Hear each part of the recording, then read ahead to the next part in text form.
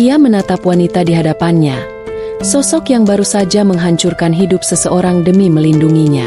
Saat itulah ia sadar, sangkar emas yang ditawarkan wanita kaya ini mungkin tak memiliki jalan keluar. Apakah ini awal dari sebuah cinta sejati yang menembus batas kasta? Ataukah ia hanyalah koleksi terbaru seorang ratu kesepian yang terbiasa membeli segalanya? Ini adalah kisah tentang seorang pemuda desa yang ditarik ke dalam dunia elit yang kejam, di mana batas antara cinta dan kepemilikan menjadi kabur, dan setiap kebaikan memiliki harga yang sangat mahal yang harus dibayar lunas. Assalamualaikum warahmatullahi wabarakatuh. Sebelum kita lanjutkan ceritanya, saya ingin mengucapkan terima kasih bagi Anda yang sudah subscribe channel ini, dan yang belum subscribe, silahkan di-subscribe dulu agar tidak ketinggalan cerita-cerita menarik lainnya. Dalam cerita yang akan kita selami bersama kali ini, kita akan mengikuti perjalanan seorang pemuda tukang ngarit yang hidupnya berubah drastis setelah pertemuannya dengan seorang CEO janda yang kaya raya. Namun, tawaran pekerjaan yang menggiurkan ternyata membawanya masuk ke dalam pusaran cinta yang rumit, penuh dengan permainan kekuasaan dan pertaruhan batin yang sangat berat. Tanpa berlama-lama lagi, mari kita mulai kisahnya. Jalanan aspal yang retak itu adalah batas antara dua dunia. Di satu sisi, terhampar sawah hijau tak berujung, tempat Andi menghabiskan hidupnya dengan aroma tanah basah dan peluh yang terasa asin. Di sisi lain, sebuah sedan mewah Eropa berwarna hitam metalik berhenti mendadak. Mesinnya batuk-batuk sebelum akhirnya mati total, membawa dunia lain yang beraroma parfum mahal dan pendingin udara. Andi, yang baru saja meluruskan punggungnya sambil memanggul karung rumput, memandang mobil itu dengan tatapan yang sulit diartikan. Ada rasa ingin tahu, namun terselip di baliknya sebersit rasa muak yang samar. Baginya, benda itu adalah simbol kemewahan absurd yang tidak akan pernah ia sentuh. Dari dalam mobil, Maya keluar dengan gerak kaku. Kepanikan mulai merayapi ketenangannya yang biasa ia rekayasa dalam rapat dewan direksi. Di sini, di tengah antah berantah yang hanya diisi oleh hamparan padi, statusnya sebagai seorang CEO tidak berarti apa-apa. Matanya menangkap sosok Andi, pakaian lusuh, tangan kapalan, dan karung rumput di pundak. Reaksi pertamanya adalah waspada, sebuah refleks yang terasah oleh kehidupan kota yang keras. Ia mencengkeram tas tangannya lebih erat. Namun keputusasaan adalah motivator yang kuat. Ia tidak punya pilihan lain. Permisi. Suara Maya terdengar lebih goyah dari yang ia inginkan. Mobil saya mogok. Apa ada bengkel di sekitar sini? Andi menggeleng pelan, matanya menelusuri mobil itu, lalu beralih ke wanita di hadapannya. Ia bisa melihat ketakutan yang coba disembunyikan di balik fasad angkuh itu. Sebuah kepuasan kecil yang getir muncul di hatinya, melihat seseorang dari dunia atas itu tampak begitu tak berdaya. Tidak ada, Bu. Bengkel terdekat jaraknya puluhan kilometer. Jawabnya datar. Setelah jeda sesaat yang terasa canggung, sisi lain dari dirinya mengambil alih. Sisi yang dididik ayahnya untuk tidak pernah membiarkan orang dalam kesulitan. Tidak peduli siapa mereka. Tapi kalau Ibu izinkan, saya bisa coba melihatnya. Maya ragu. Membiarkan pemuda desa ini menyentuh mesin mobilnya yang berharga miliaran rupiah terasa seperti sebuah lelucon. Namun tatapan mata Andi yang tenang dan tajam, yang seolah bisa melihat menembus kerumitan mesin, membuatnya mengangguk pasrah.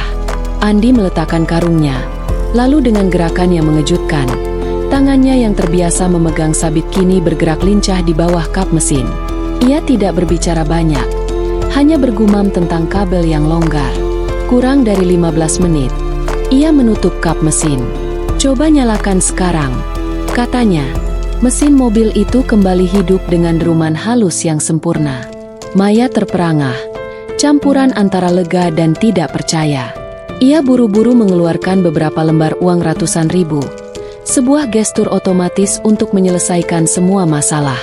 Ini, sebagai ucapan terima kasih. Andi memandangi uang itu, lalu menggeleng. Tidak perlu, Bu. Saya ikhlas. Ia memungut kembali karung rumputnya, mengangguk singkat, lalu berbalik pergi. Penolakan itu, lebih dari perbaikan mobilnya, adalah hal yang mengguncang dunia Maya. Ia terbiasa membeli segalanya, loyalitas, waktu, bahkan keheningan. Tapi ketulusan pemuda ini tidak ternilai. Saat mobilnya melaju meninggalkan Andi yang semakin mengecil di kaca spion, sebuah gagasan aneh mulai terbentuk di benaknya. Gagasan yang terasa obsesif dan berbahaya. Ia tidak hanya berterima kasih. Ia harus memiliki keaslian itu. Ia harus menemukan cara untuk membawa anomali itu ke dalam dunianya. Apapun caranya. Beberapa hari kemudian, mobil mewah yang sama kembali menyusuri jalan desa yang sempit itu, berhenti tepat di depan gubuk reot berdinding bambu milik Andi. Maya melangkah keluar, kali ini dengan persiapan yang lebih matang. Ia tidak datang untuk berterima kasih. Ia datang untuk melakukan akuisisi. Andi dan ibunya menyambut dengan keterkejutan dan rasa canggung yang kentara. Ruang tamu mereka yang sempit terasa semakin sesak oleh kehadiran aura Maya yang dominan. Di atas tikar pandan, tanpa basa-basi yang berlebihan, Maya langsung mengutarakan tujuannya. Andi, saya terkesan dengan kejujuran dan kemampuanmu. Saya ingin menawarimu pekerjaan, katanya dengan nada suara yang biasa ia gunakan untuk memenangkan negosiasi. Menjadi sopir pribadi saya. Gaji yang akan kamu terima cukup untuk merenovasi rumah ini, mengobati ibumu, dan masih banyak lagi sisanya. Tawaran itu menggantung di udara, berkilauan seperti fata morgana. Bagi Andi, itu bukan sekadar pekerjaan. Itu adalah jalan keluar dari kemiskinan yang telah menjerat keluarganya selama beberapa generasi. Namun, instingnya menjeritkan peringatan. Ada sesuatu dalam tatapan Maya, sebuah intensitas posesif yang membuatnya tidak nyaman. Ia melirik ibunya, yang matanya sudah berbinar-binar penuh harap. Wanita tua itu melihat kesempatan, sebuah anugerah yang tidak boleh disia-siakan. Beban harapan itu terasa menekan pundak Andi lebih berat daripada karung rumput manapun. Tapi, Bu, saya hanya tukang ngarit. Saya tidak punya pengalaman. Andi mencoba mencari alasan, sebuah upaya terakhir untuk mempertahankan dunianya yang sederhana namun familiar. Maya tersenyum, senyum yang diperhitungkan dengan cermat untuk menenangkan sekaligus menjerat. Pengalaman bisa dipelajari. Yang saya cari adalah karakter. Dan saya sudah melihat karaktermu. Aku percaya padamu. Kata-kata itu dirancang untuk menyanjung, untuk membuatnya merasa istimewa. Padahal kenyataannya, ia adalah spesimen langka yang ingin Maya koleksi. Maya tahu persis tombol mana yang harus ditekan. Rasa tanggung jawab Andi terhadap ibunya. Ia telah mengubah tawaran pekerjaan menjadi sebuah uji bakti seorang anak. Didorong oleh tatapan memohon dari ibunya dan janji kehidupan yang lebih baik, Andi akhirnya mengangguk pelan. Baiklah, Bu, saya terima. Keputusan itu terasa seperti menyerah, bukan kemenangan. Saat ia melihat senyum puas di wajah Maya, Andi merasa seolah baru saja menandatangani sebuah kontrak yang tidak ia baca sepenuhnya. Ia tidak tahu bahwa dengan menerima pekerjaan ini, ia tidak sedang melangkah menuju kebebasan, melainkan masuk ke dalam sangkar emas yang indah. Hari pertamanya bekerja, saat ia mengenakan seragam sopir yang terasa asing di tubuhnya dan melihat tatapan sinis dari para pegawai lain di rumah megah itu, ia mulai menyadari betapa mahalnya harga dari kesempatan yang diberikan kepadanya. Dunia Andi menyusut menjadi sebatas interior mobil mewah dan sudut-sudut rumah megah milik Maya. Ia menjalankan tugasnya dengan presisi tanpa celah.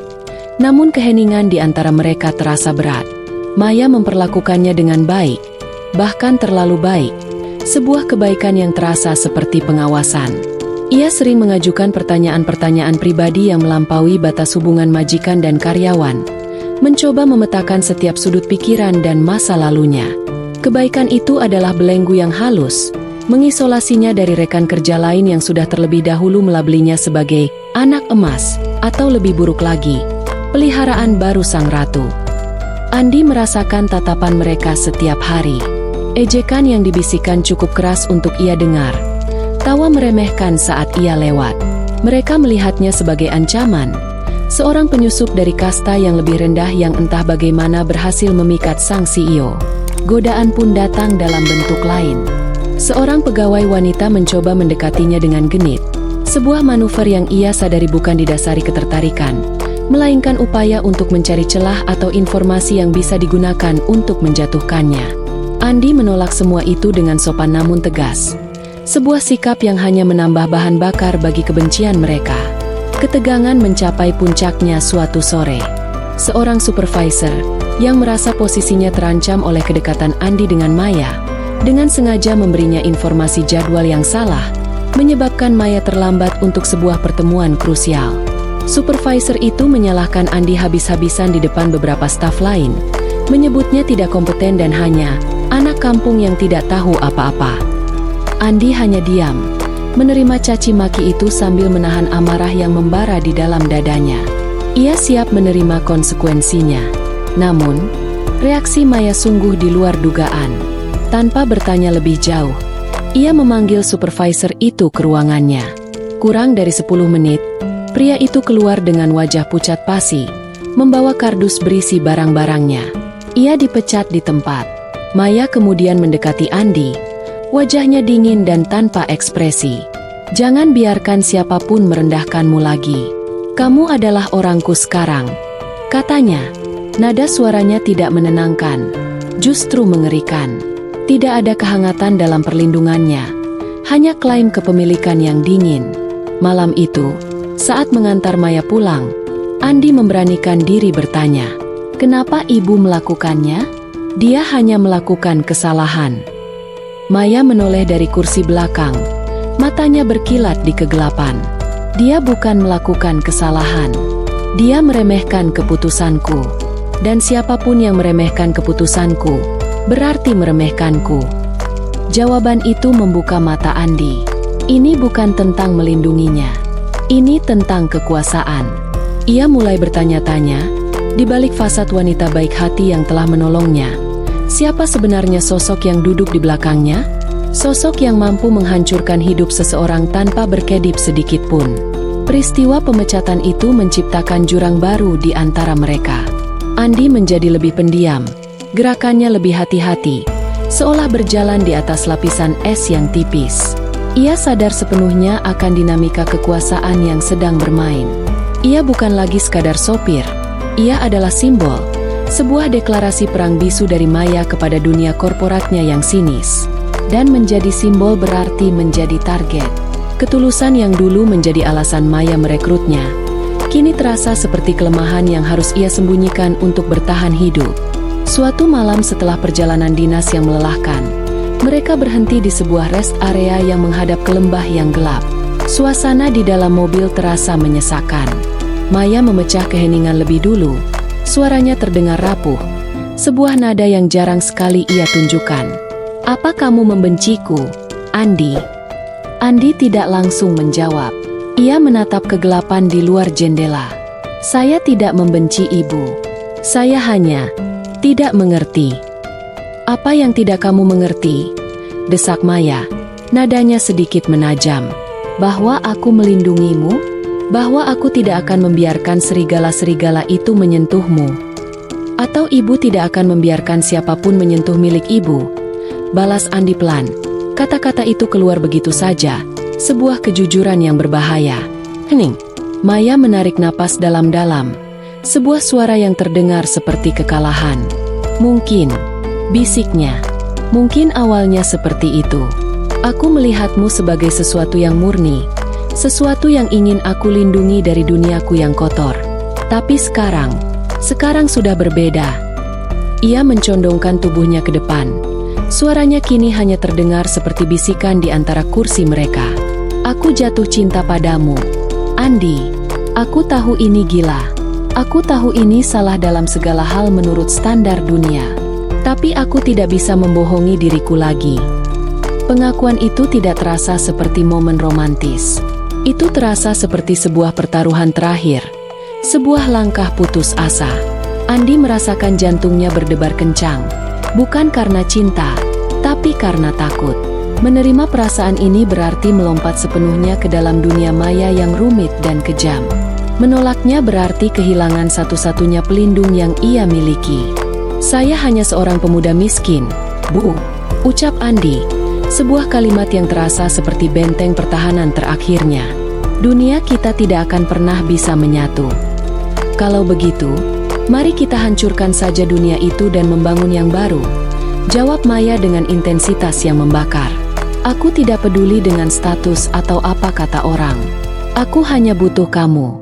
Tapi aku butuh kamu yang memilih untuk bersamaku, bukan karena terpaksa atau berutang budi. Malam itu, di tepi jurang yang gelap, Andi dihadapkan pada sebuah pilihan. Kembali ke kehidupan sederhana yang penuh kehormatan namun tanpa masa depan, atau melompat ke dalam ketidakpastian bersama seorang wanita yang cintanya terasa sama menakutkannya dengan kebencian musuh-musuhnya. Ia menatap Maya, melihat kerentanan yang nyata di matanya untuk pertama kali. Dan dalam kerentanan itulah, ia membuat keputusannya. Saya juga merasakan hal yang sama.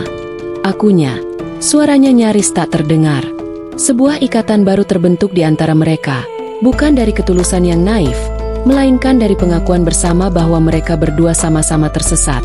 Dan mungkin hanya dengan berpegangan satu sama lain mereka bisa menemukan jalan. Pernikahan mereka tidak dirayakan dengan pesta mewah, melainkan dengan bisik-bisik dan tatapan menghakimi. Dilangsungkan secara sederhana di sebuah kantor catatan sipil, acara itu lebih terasa seperti transaksi bisnis yang aneh daripada penyatuan dua hati. Bagi dunia luar, itu adalah skandal. Seorang CEO terpandang menikahi sopir pribadinya. Bagi Andi dan Maya, itu adalah sebuah benteng yang mereka bangun untuk menghadapi dunia. Namun, mereka segera menyadari bahwa benteng itu tidak sekokoh yang mereka bayangkan. Hari-hari setelah pernikahan adalah medan pertempuran yang senyap. Di perusahaan, para pesaing Maya menggunakan pernikahannya sebagai senjata, menyebarkan rumor bahwa ia tidak stabil secara emosional dan membuat keputusan yang tidak rasional. Setiap keberhasilan Andi, yang mulai diberi tanggung jawab lebih oleh Maya, selalu dipandang sebagai hasil nepotisme. Ia bekerja 2 kali lebih keras dari orang lain hanya untuk dianggap setengah kompeten. Label, suami simpanan, melekat padanya seperti bayangan yang tidak bisa ia lepaskan, merongrong rasa percaya dirinya sedikit demi sedikit. Di rumah, kehangatan cinta mereka seringkali harus berjuang melawan tekanan dari luar. Maya, yang terbiasa memegang kendali, secara tidak sadar terkadang memperlakukan Andi seperti proyek yang harus ia poles dan bentuk agar sesuai dengan dunianya. Sementara itu, Andi berjuang untuk menemukan identitasnya. Ia bukan lagi tukang ngarit, tapi ia juga tidak merasa sepenuhnya menjadi bagian dari dunia elit istrinya. Ia hidup dalam kemewahan, namun merasa lebih miskin secara jiwa daripada saat ia hanya memiliki seekor sapi dan sebuah gubuk. Suatu malam, setelah hari yang sangat berat di mana seorang klien penting membatalkan kontrak sambil melontarkan sindiran tajam tentang selera Maya dalam memilih pasangan, mereka duduk dalam diam di ruang keluarga mereka yang luas. Keheningan itu dipenuhi oleh hal-hal yang tidak terucapkan. Apa kita melakukan kesalahan? Andi akhirnya bertanya. Suaranya serak. Maya menatapnya. Kelelahan terpancar jelas di wajahnya. Ia berjalan mendekat dan duduk di lantai di depan Andi, meletakkan kepalanya di lutut suaminya. Sebuah gestur penyerahan diri yang langka. Setiap hari aku bertanya pada diriku sendiri. Jawabnya jujur. Hidup jauh lebih mudah sebelumnya. Tapi, ia mengangkat kepalanya. Matanya menatap lurus ke mata Andi. Itu bukan hidup yang nyata. Itu hanya keberadaan yang kosong. Ia meraih tangan Andi, menggenggamnya erat. Ini sulit, Andi. Mungkin akan selalu sulit. Mungkin dunia tidak akan pernah menerima kita. Tapi kebahagiaan kita tidak ditentukan oleh mereka. Kebahagiaan kita adalah ini. Ia menunjuk pada genggaman tangan mereka. Momen di mana kita berhenti berperang dengan dunia dan hanya bersama, di sini. Ini adalah harga yang harus kita bayar. Andi membalas genggaman itu.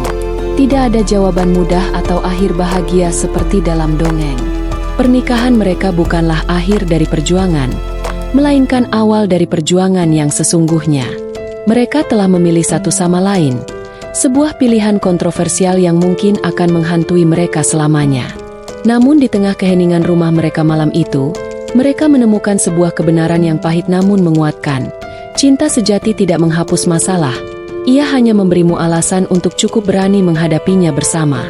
Dan bagi mereka, untuk saat ini, itu sudah cukup. Dan begitulah akhir dari kisah Andi dan Maya. Mereka mungkin telah bersatu, Namun pernikahan mereka bukanlah akhir dari sebuah dongeng, melainkan awal dari perjuangan nyata melawan penghakiman dunia dan keraguan diri mereka sendiri. Mereka membuktikan bahwa cinta sejati bukanlah tentang menemukan kebahagiaan yang sempurna, melainkan tentang memiliki keberanian untuk berjalan bersama melewati badai yang paling gelap sekalipun. Hikmah terbesar yang bisa kita petik adalah bahwa terkadang, cinta yang paling kuat justru lahir dari pilihan-pilihan yang paling sulit dan kontroversial. Tentu saja, cerita ini adalah fiksi yang kami rangkai serealistis mungkin agar pesannya dapat tersampaikan dengan baik. Terima kasih banyak sudah setia menonton hingga akhir. Menurut kalian, apakah keputusan yang mereka ambil sudah tepat? Atau adakah pelajaran lain yang kalian dapatkan dari kisah ini? Tuliskan pendapat kalian di kolom komentar di bawah. Jangan lupa juga untuk tekan tombol like jika Anda suka ceritanya. Dan subscribe agar kita bisa terus berbagi kisah-kisah inspiratif lainnya. Sampai jumpa di cerita berikutnya.